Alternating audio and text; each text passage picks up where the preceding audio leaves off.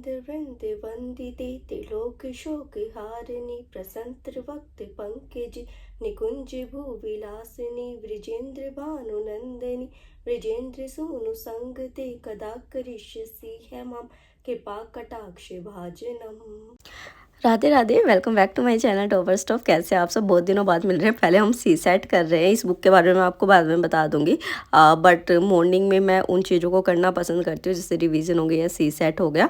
तो यहाँ पे 9 टॉपिक्स थे। इसके लिए मैंने अपने 20 दिन अलॉट किए हैं। 20 दिन में मैं ईजिली इनको कवर कर लूँगी और फिर उसके बाद ये प्रैक्टिस सेट है, उन प्रैक्टिस सेट्स को करेंगे। तो इस तरीके से मैं अपना सी सेट लेके चल रही हूँ। तो 1995 के क्वेश्चन से शुरुआत करते हैं अपनी प्रैक्टिस की। आपको अगर समझना है चैप्टर्स को, मतलब प्रैक्टिस के अलावा, तो आप PW ओनली IAS पे ऋषभ सर है, नहीं सॉरी ओनली IAS एक्सटेंडेड पे ऋषभ सर है, उनसे सी सेट के लेक्चर्स जाके देख सकते हैं। संडे को लेक्चर्स आते हैं तो आप इजीली वहाँ पे समझ सकते हैं, ठीक है। और यार ये क्या चल रहा है, मेरे को बहुत सारे कमेंट्स आ रहे हैं कि आप मॉक नहीं दे रहे हैं, अगले महीने पेपर है, याद है ना आपको। अभी भी मॉक नहीं दोगे तो कब दोगे? और एक चीज़ आपको ये बात समझनी पड़ेगी, ये सेटिस्फैक्शन होना कि हमारा रिविज़न अच्छा नहीं हो रहा है, हम टेस्ट देंगे, टेस्ट में कम नंबर आएंगे तो हमारे मॉक टेस्ट भी ख़राब जाएंगे, मतलब पेपर ख़राब जाएंगे एक तरीके से। और जो एक ये थिंकिंग हो कि सिलेबस नहीं हो रहा है, तो भाई ये सेटिस्फेक्शन तो आपको पेपर वाले दिन तक भी नहीं होना है। तो आपको डेली बेसिस पे मॉक टेस्ट शुरू कर देनी चाहिए। मैं भी कर चुकी हूँ। और अगर आप डेली बेसिस पे नहीं सेटिस्फाई हो रहे हैं तो आप क्या कर सकते हैं कि जो प्रैक्टिस सेट्स होते हैं ना, जैसे मैंने आपको बताया था, मैं उसका लिंक भी डिस्क्रिप्शन बॉक्स में दे दूंगी। तो आप प्रैक्टिस सेट से करो, टॉपिक वाइज प्रैक्टिस करो क्वेश्चंस की, या फिर PYQs करो। PYQ की बुक का भी लिंक दे दूंगी। और उसी के साथ जो है आप ऑल्टरनेट बेसिस पे मॉक दो, ठीक है। तो ऐसे करके, पर मॉक या क्वेश्चन प्रैक्टिस को नहीं छोड़ना है, अभी तो बिल्कुल नहीं छोड़ना है, डेली बेसिस पे करना है। उसके बाद मोदी सर की ये लास्ट 60 डेज़ की थी, तो ये आपको कौन से चैनल पे मिलेगी? Decode civils with Mudit Jain sir.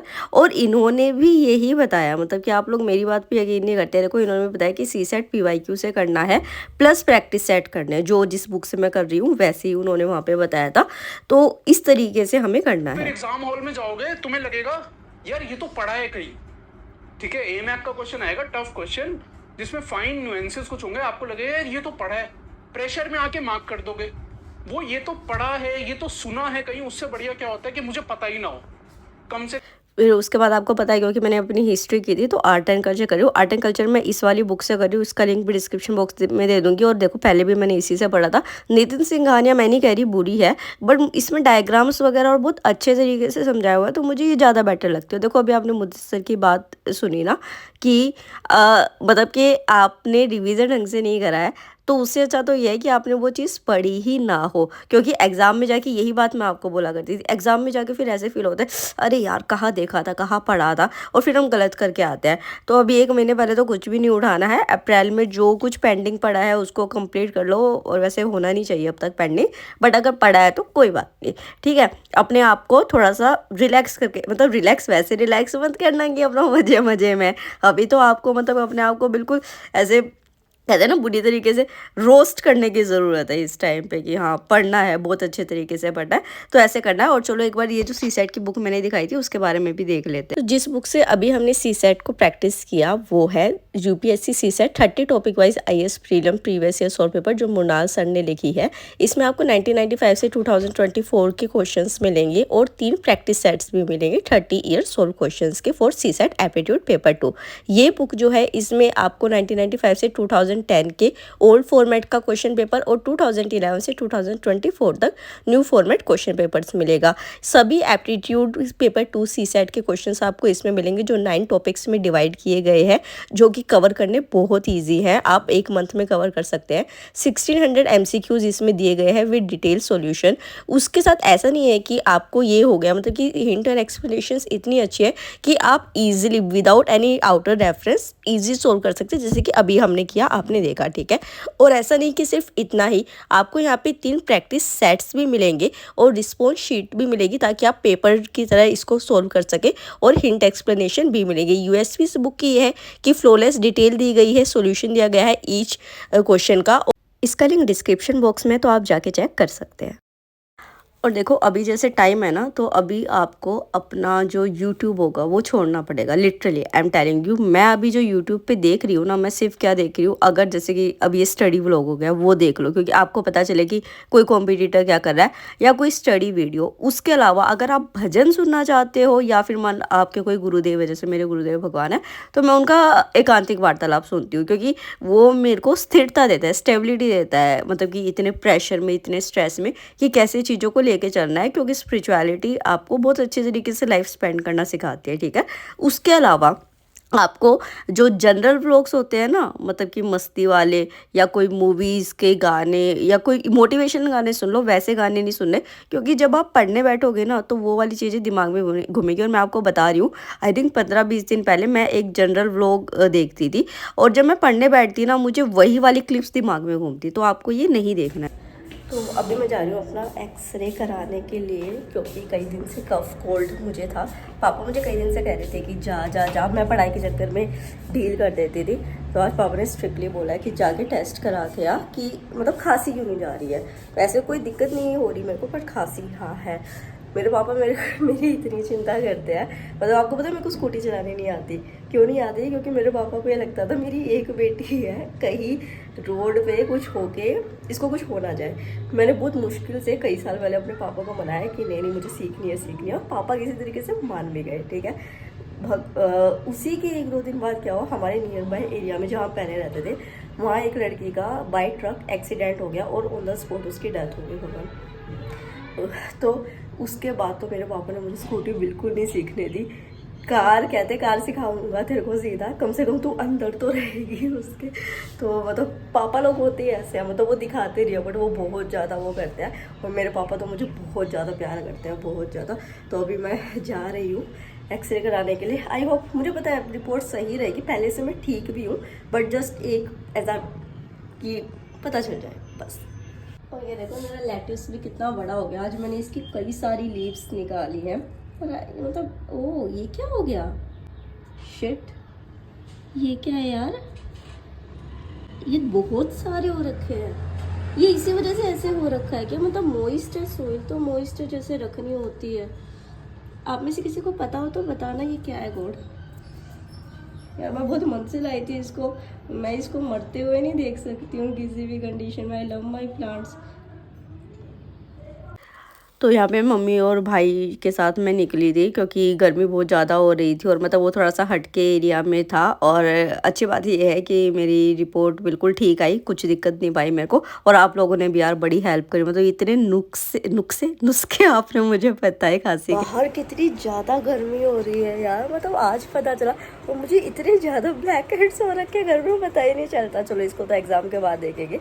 तो हो गया मेरा एक्सरे, 2 बारी में हुआ, तुलसी माला वगैरह सब निकलवा दी थी। फिर वो मेरा सैंपल लेने लगे यहाँ पे इस वेन से। फिर कह रहे कि आपकी वेन तो बड़ी पतली है। मैं क्या, मैं मोटी हो रखी हूँ, वेन्स तो सारी पतली है। सैंपल भी हो गया, शाम तक रिपोर्ट आएगी, जो भी होगा भगवान अच्छा रहे।